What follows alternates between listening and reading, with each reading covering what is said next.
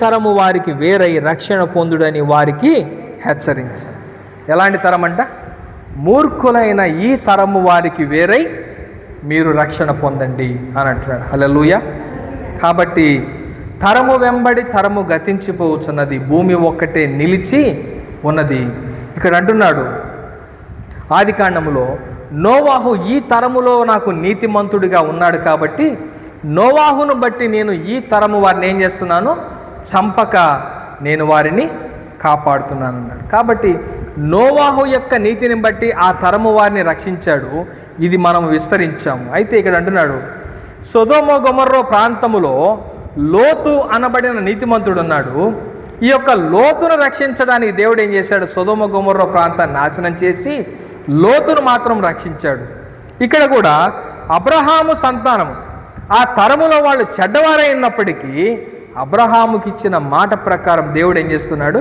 ఆ తరము వారిని శేషముతో రక్షించి కాపాడుతూ ఉన్నాడు. ఇప్పుడు కూడా ప్రభు అయిన యేసుక్రీస్తు మనతో అంటున్నాడు, మూర్ఖులైన ఈ తరము వారికి వేరై మీరు రక్షణ పొందండి. హల్లెలూయా. మూర్ఖులైన ఈ తరము వారికి వేరై అంటే లోకమంతా ఎలా ఉన్నారు? మూర్ఖులు ఉన్నారు. లోకమంతా అబద్ధాలు ఆడుతున్నారు. లోకమంతా దుర్మార్గం జరుగుతూ ఉంది. లోకమంతా విస్తారమైన వ్యభిచారం జరుగుతూ ఉంది.